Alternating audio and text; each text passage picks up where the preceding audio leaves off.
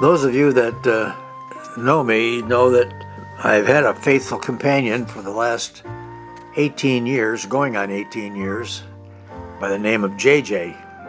JJ is our little miniature schnauzer, and she's in the process of dying. She has dementia, so we have to keep an eye on her all the time because you just never know what she's going to do. And it's really tough being with her and watching her go downhill.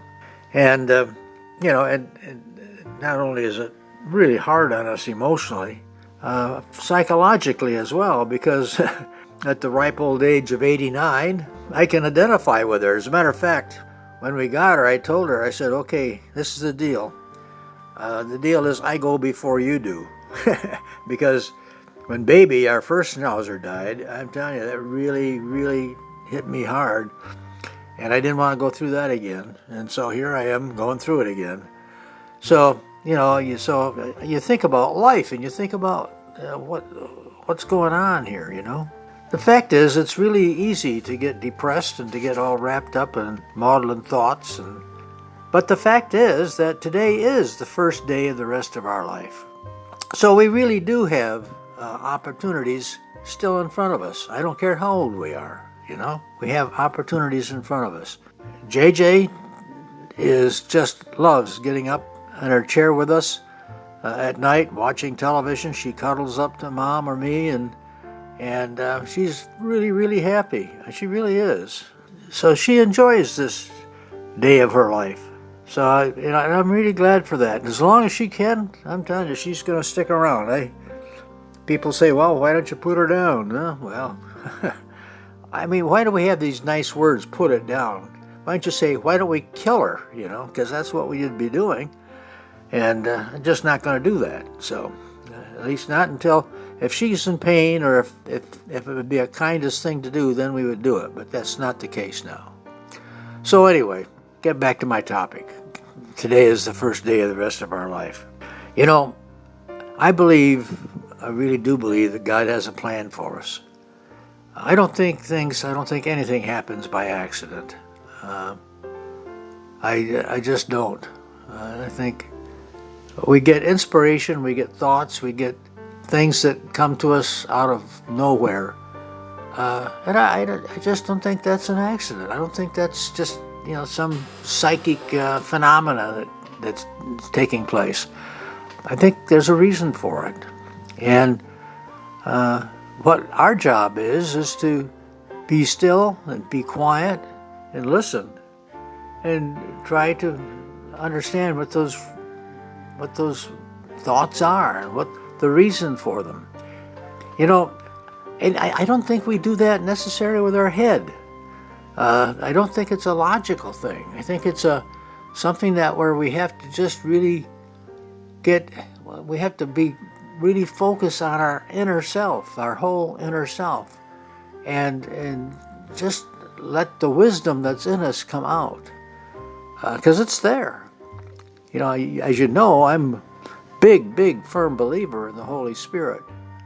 And I think the Holy Spirit will guide us. I hope the Holy Spirit will give us the insight, the intuitive thought or decision that we need to have to discern what it is we're supposed to be doing. And so, as I look at my life now, it's really interesting, going to be 90 this year. Never thought I'd ever be this old, and I sit here at my desk and looking at the pictures and funeral notices of some of my very closest friends, my roommate from college, my close friend Dan, who we had lunch together every week for 36 years. I realize that, this is a temporary deal we've got here. And if you don't listen to Bishop Robert Barron on YouTube, you really should. At least I think so. That's my bias. But his homily Sunday was all about journey, about the spiritual journey, about what this blog is about. But what he said was that, we get all hooked into what's happening today, and we have to understand that what's happening today is part of a journey. And we're not designed to stay here forever. We're just not. We are designed to be here to accomplish our mission as physical, material beings, and then move on to a greater place, a greater reward, and whatever you might call that. I was talking to my next door neighbor, who I happen to think a great deal of this morning, and he was talking about the universe and what's beyond the universe. And the fact is that we are limited human beings. No matter how much our science keeps on probing and trying to find out everything, and it's okay. I'm supposed to be a scientist myself, although political science really isn't a science, I don't think, but that's all right. Anyway, but my friend Dan was a physicist. Now that's a scientist. Dan used to sit and tell me about some of the experiments he was involved in.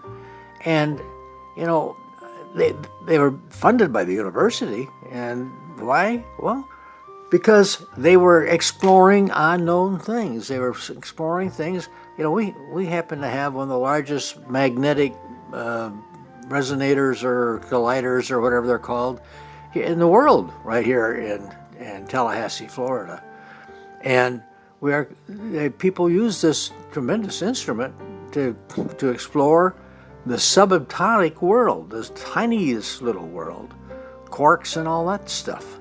And, we are, just by nature, curious people. And it's that curiosity, that wondering, that urges us on and gets us to move ahead. And that's the whole idea, to move ahead. Today is the first day of the rest of our life. We're not intended to just sort of sit here, and I've been really upset with myself lately because I've been watching way too much television and just sitting around being a blob, haven't done any dictating, haven't done much of anything. Don't need to, that's the problem, God's been good to me financially, so I don't need to. But the fact is, I do need to. I do need to carry out the mission He's given me.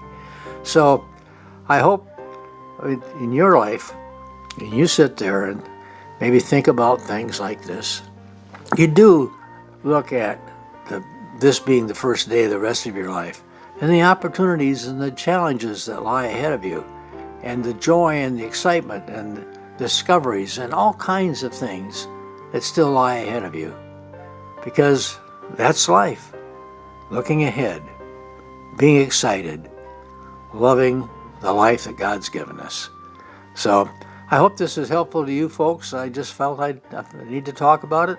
And so I hope you on your spiritual journey are having a very good day, and will have many, many more good days to come. Thanks. Bye now.